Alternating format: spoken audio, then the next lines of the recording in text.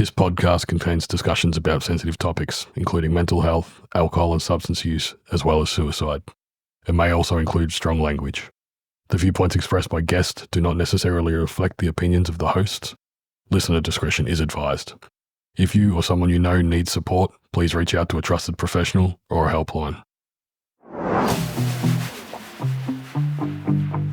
Welcome to Twist the Throttle, the podcast where we crank open the throttle on life's toughest rides. From mental health struggles to life on two wheels. We're here to have real, raw, unscripted conversations that break the stigma and help you navigate the road ahead. So grab your helmet, hit the road with us, and remember, it's still okay to pump the brakes. Together, we're shifting gears on mental health. Here's your hosts, Ambo and The Prez.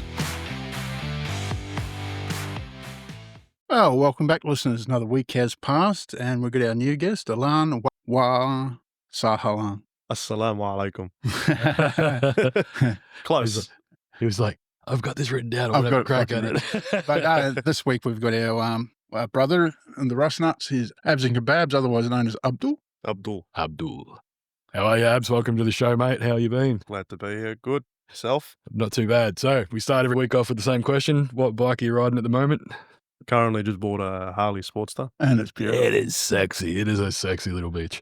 Yep. If money was no object, what bike would you buy if you had endless bank balance? Too many. Definitely BMW S1000. Oh, yeah. Fast as fuck. But the older ones won't have the small, circle headline and the long. Yeah, cool. An older one. Yeah, cool. Yeah. I don't like the new looks. Yeah. Definitely a good sports bike. We met you on a sports bike. You were riding the CBR 500. The 500. Still have that, yep. Yeah, that was a fucking nice bike. You tail gun for our club, make sure everyone gets there safely. You've Correct. You stepped up at our incident that we had and made sure everyone got home okay. That was a fucking sad day for us, but a good day. Yeah. Prove your character for us. We met you out on bike nights. Correct. You remember that? Yeah, I think I've seen you guys a couple of times at Melbourne Bike Night. We were heading out to the donut shop out in Epping, I think it was. Oh, that's a lot of donuts. Yeah, it's a lot of donuts. That's right. And we passed you On Dermot Road. Dermot Road. I gave you the point, jump at the back of the pack. And then you followed me off the fucking road because I wanted to be wide on the corner.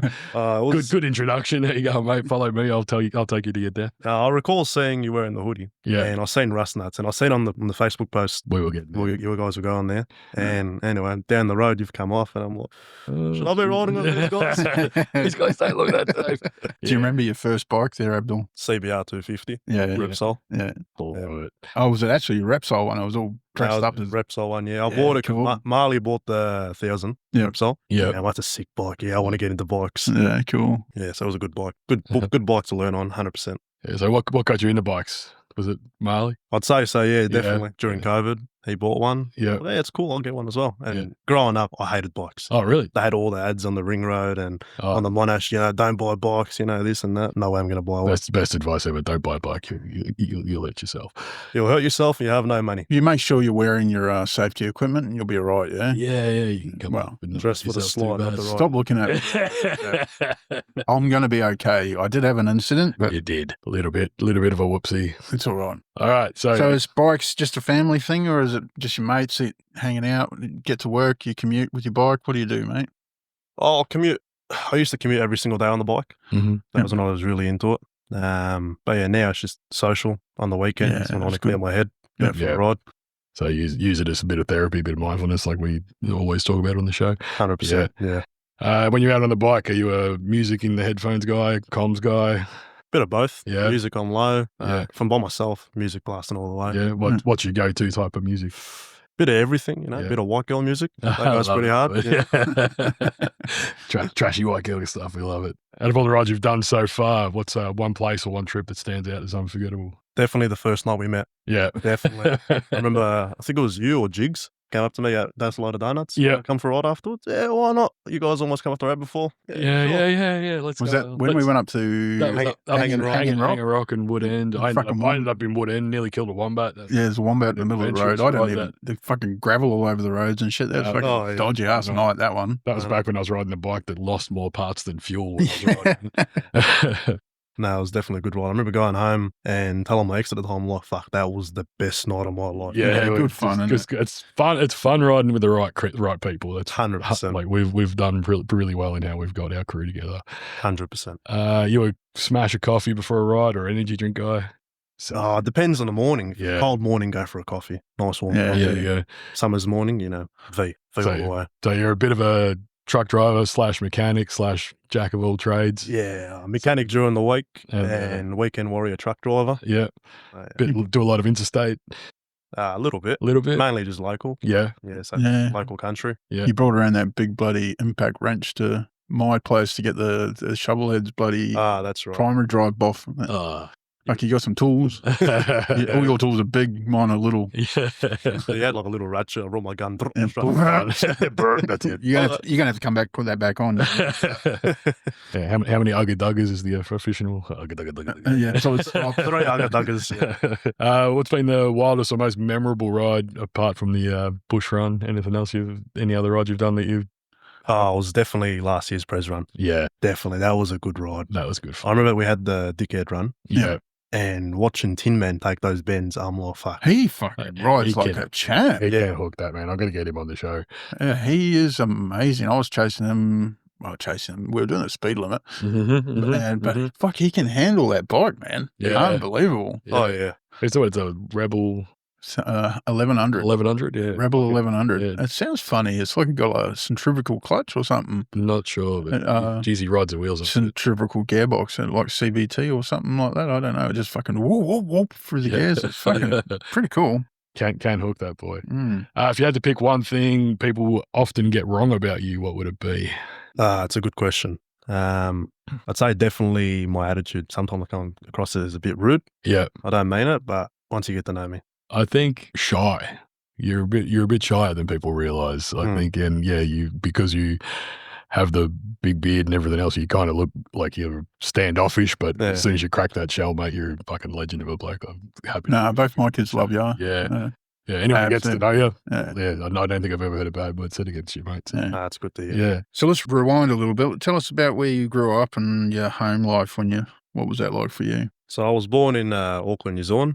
Moved to Melbourne when I was 4 years old. I lived around the west side, Newport. Yeah, cool. 3015. Yeah. Lived with mum and dad, single child until I was about 10 years old. Yeah.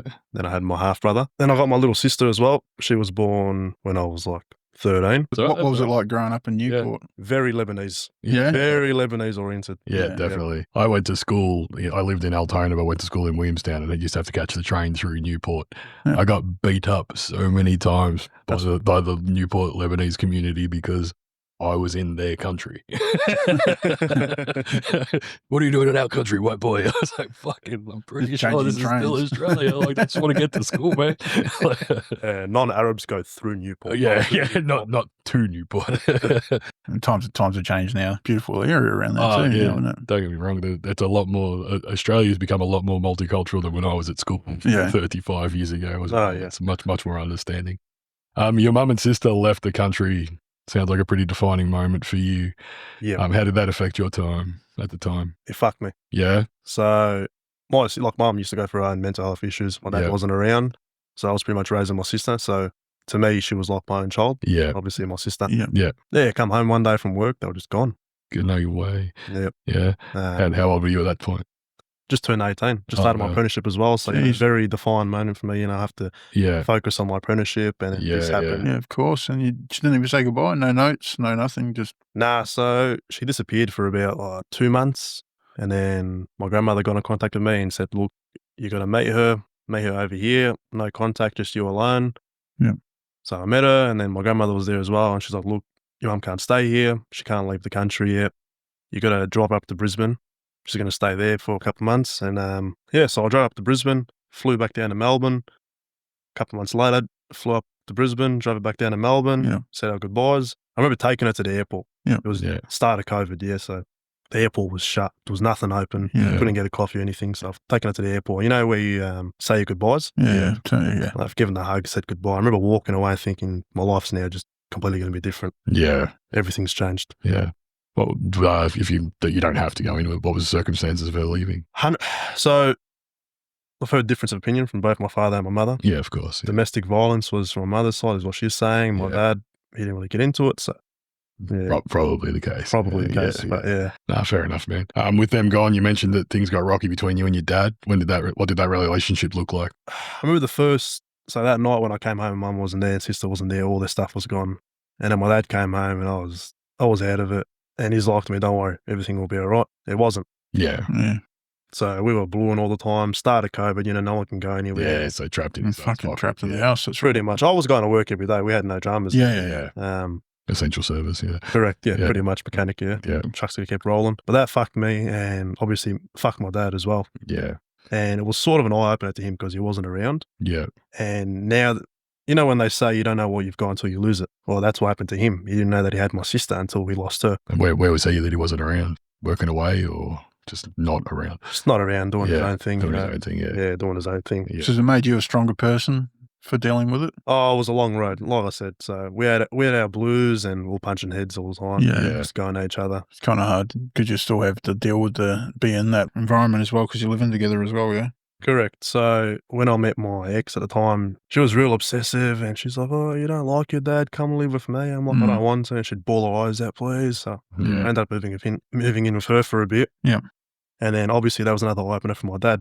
Yeah. Because he lost me as well. And that's what sort of got us back together. It did, but it didn't. Like, I'd speak to him, but I wasn't angry with him. Yeah. It wasn't until my grandmother died. Yeah. And I was at work one day and he called me. He was bawling his eyes out. Yeah. And he's like, "My mum died." Left work. Yeah. Picked him up, took him to the airport because he had to go to Egypt. Yeah. And from there, things just slowly, we worked things out. Yeah. So what's your relationship like now with him? Now it's good. Yeah, now it's good. Yeah, really good now. Much more easier not being in his pocket. 100%. Having your own life stuff. Are you still living with your dad? Yeah, I live with my dad, yeah. So has he moved on? Has he got a new partner? And From what I hear, yes. I don't know. Maybe. Maybe. At what point in life did you start noticing your mental health taking a bit of a hit? Definitely with my first relationship through school. Yeah. Obviously being Muslim and relationships is a big no, they're sort of like straight into it. Hello. Meet someone, speak to their father and get married. Pretty much. But we had a non-Muslim relationship. Yeah. But obviously with her having Muslim parents and they were very strict, being a girl, this and that, I never seen her that much. Yeah. Yeah. I think our whole 3 or 4 year relationship, I've seen her maybe about 10 times. Wow. Yeah. So you were made to, well, not made, obviously you want to go to church. You were going to temple a lot back when you were a kid, right the way through? Pretty much, yeah. I was at the mosque every weekend for Saturday school. Yep. My dad always tagged me along whenever he would go to the mosque. Yep. That was pretty much at least once a day. Yeah. Yeah, but definitely the mental health issues started coming in with my first relationship. Yeah. Did you seek any help back then for that? You didn't really realise it was happening? I didn't really realise it was happening. I had a friend of mine, she would help me through it, Rachel. I never took her advice, I'm not a good... We can listen. Yeah. Can't learn. Yeah, that's right. That's right. She's like, you got to move on. You got to have an actual relationship, this and that.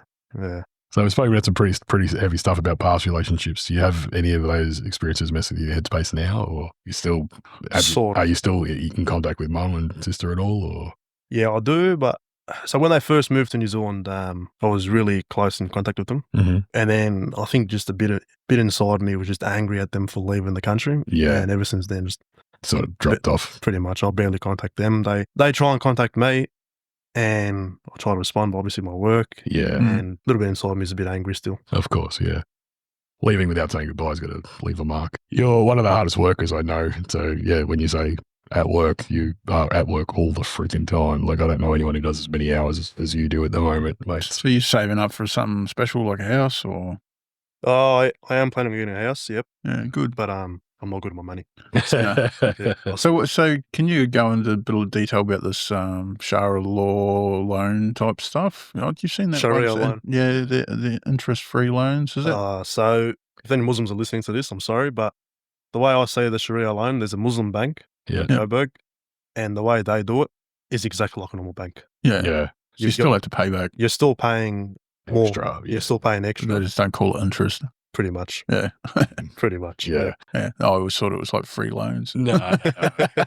So maybe I'd go So convert to Islam to get some free money, man. It'd be You'd be able to good. get 4 wives as well. Yeah, Not legally though. Not legally. not in Australia. You've been honest about some of your you had some struggles with Valium. Can you talk us through how that started and the role it's played in your life at the time? Yeah. So my past relationship, which ended not too long ago, she was very mentally demanding. Always issues with her. Like, she wants me to help her. She'd always find something that's wrong with me. Yeah. You're not doing this, you're not doing that, and I'll do it. And you're not doing this, you're not doing that. And it slowly all started building up and fucking with me. And yeah. Anyway, so then I went to seek help. Yeah. Because I knew I needed it, because I broke down at work one day. Yeah. And they're like to me, look, you try antidepressants. So they had me on 6 different types, antidepressants. Yeah. None of them were working. Yeah. None of them were working. Then the doctors locked me up. We'll try this new one, and we're going to give you Valium in the meantime. Yeah. Yeah, right. But they call it diazepam. So I didn't know what it was. Yeah. You know, and they gave me 2 weeks supplies of it. We were taking it the first day, and I'm like, fuck me, you can actually feel this, yeah? And mellows you out. Yeah. And then 4 days in, I remember I'm like, nah, this is too addictive. I could feel addiction coming on. So I threw the pack out of my car as I was driving on the freeway. Yeah. And I fast tracked, still with the girl, and still had issues with her, and it was fucking me mentally. So I went back, tried another antidepressant, and I'm like to the guy, just give me Valium to help me in the meantime. So he gave me that. It was like 1 a day. I think it was like 6 milligram. I was taking like 3 or 4 a day. And then I went back and I got a second dose. So that dose was for 3 weeks. So I got a second one because I ran out of it too quickly. Yeah. And then I knew I had an issue. Then it got to a point where I was having other pills instead. Yeah. I was having other pills instead just to like, anything. Yeah. I could feel like just having a pill mellow me down. Yeah. Sort of like a placebo. But I'm off it now. It's good because it definitely fucks you up. Really Did that sort of creep up on you or sort of jump on you all at once, the Valium? Started off overdosing from the start, or was it just one today? Just from the start. The next day. Too much pain mentally. Yeah. And just, like you say, seeking that escape there. Yeah. Yeah. A lot of, like we've mentioned, we've had a couple of people in here on different levels of different drugs, some illegal, some not.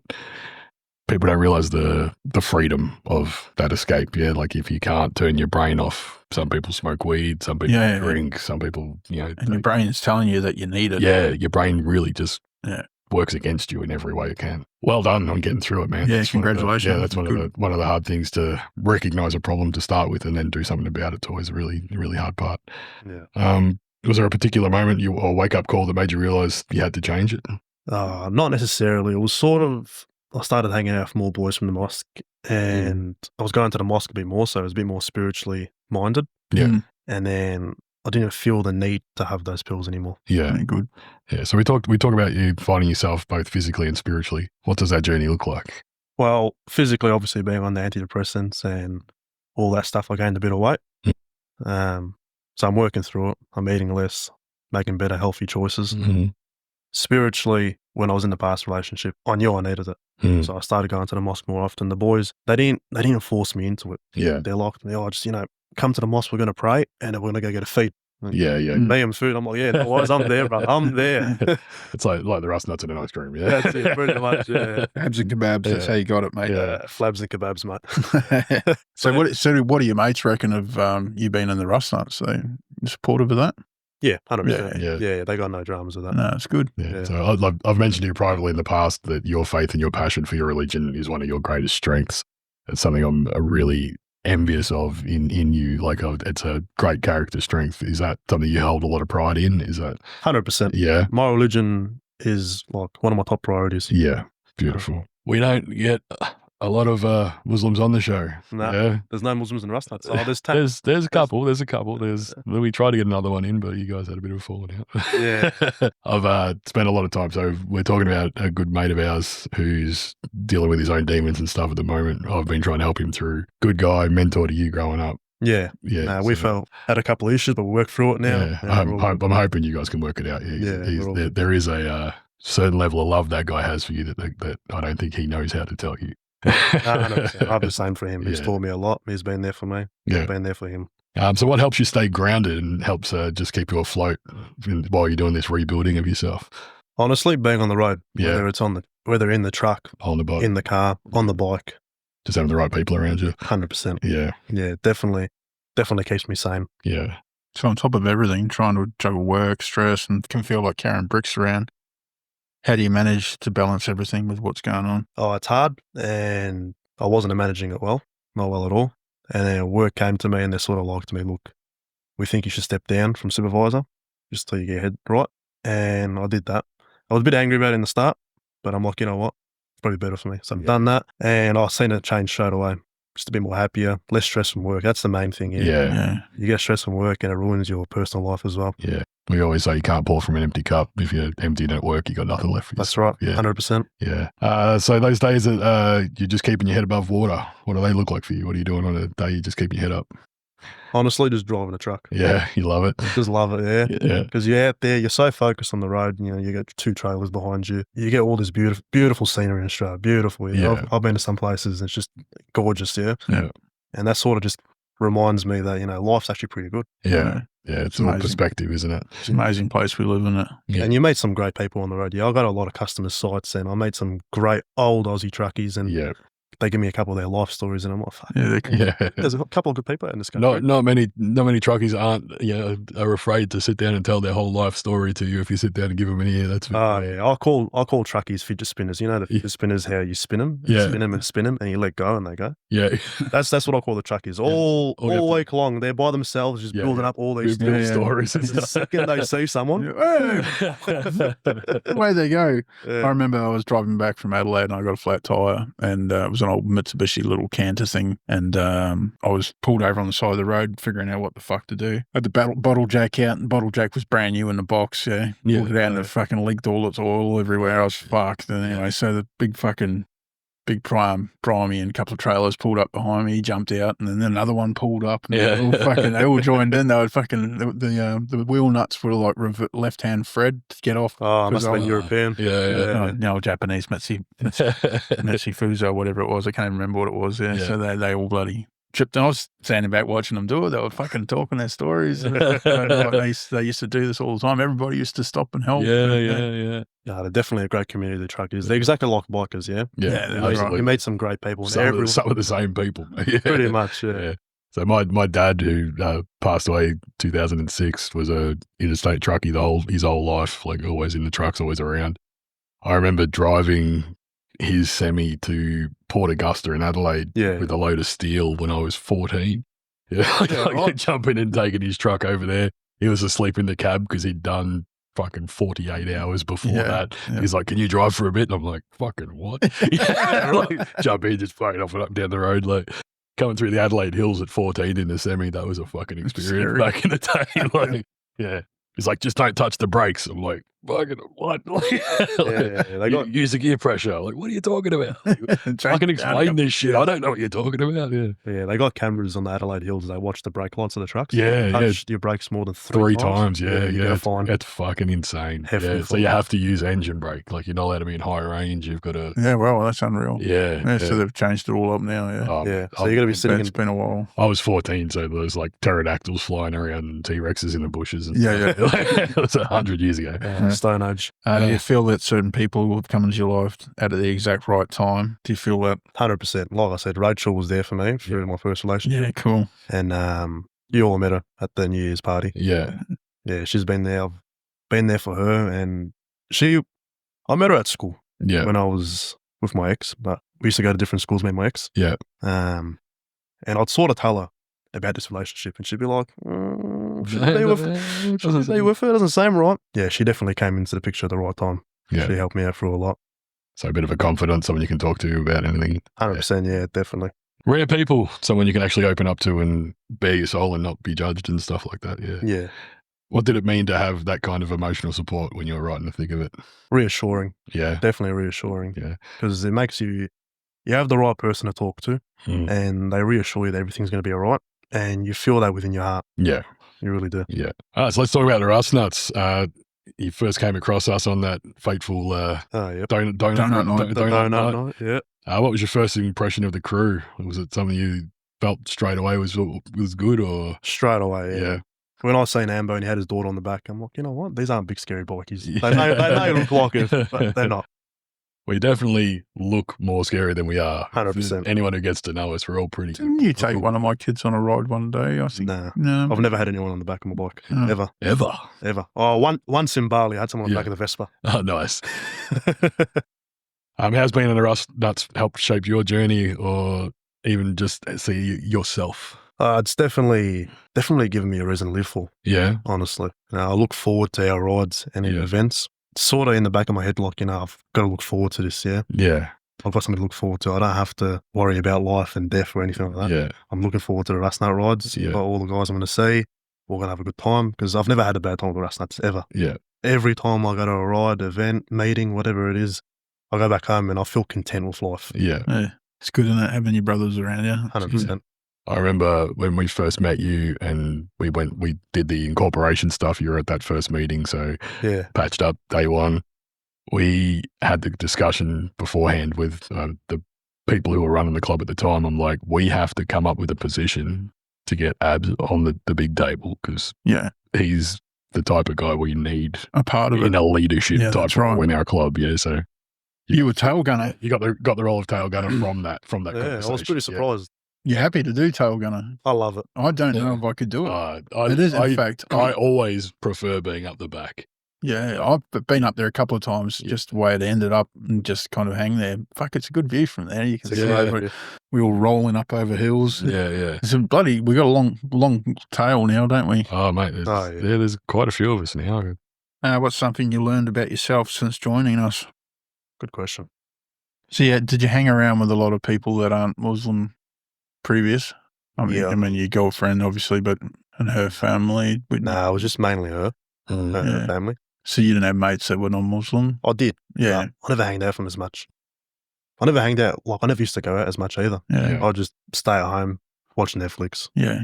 But it definitely showed me that I've got another side to me. Yeah. That I'm very outgoing. Yeah. Because before that, like you said, I was very shy. Yeah, a bit more social side. Yeah, like exploring that. Mate, you definitely loved it at the club, I can tell you. If you had a chance to sit down with your younger self, especially through some of those tougher months, what's something you'd like to tell him? There's always a light at the end of the tunnel. Yeah. Always. Things may seem tough in the moment, but they make you who you are. Yeah. Everything I've been through in my life is the reason I am who I am today. Yeah.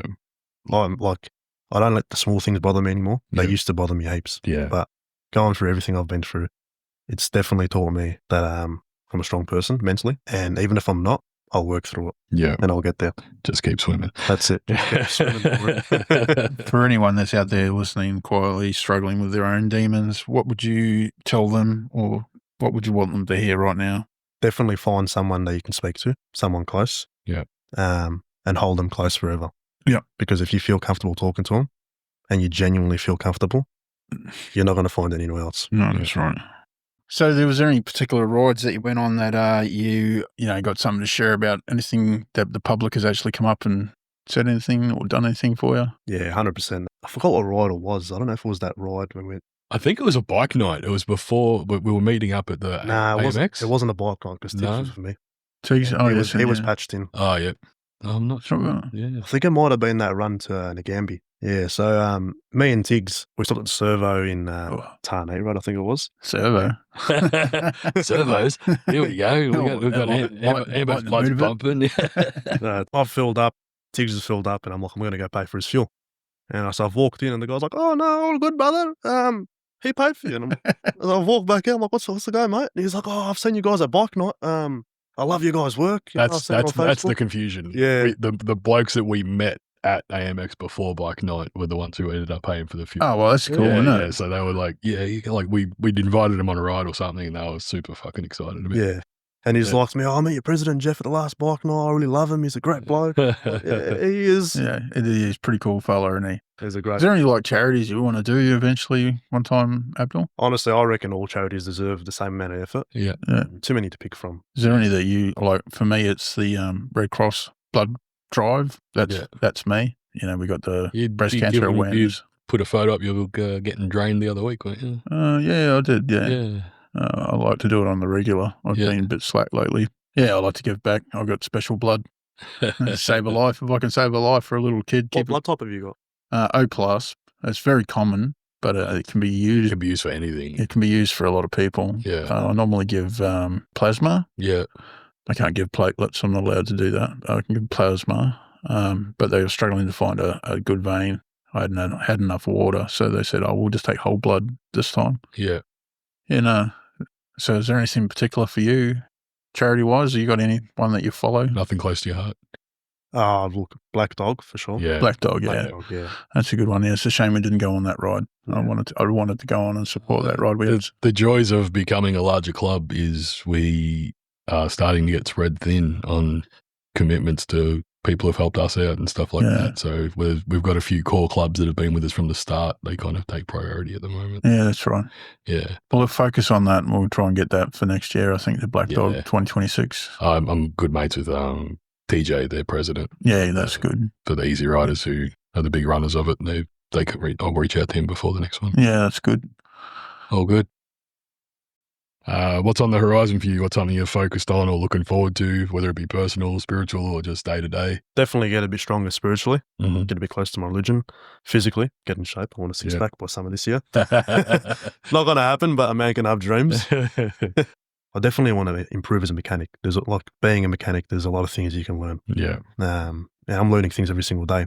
I know mechanics that are 40, 50 years old, they're still learning things as well, yeah? Yeah. Definitely be a better rider as well. That's the agenda. I've only been riding for 4 years now, 5 years. Yep. I only got off my restricted, 2 weeks ago. Oh, wow. Really? Yeah. I had no idea.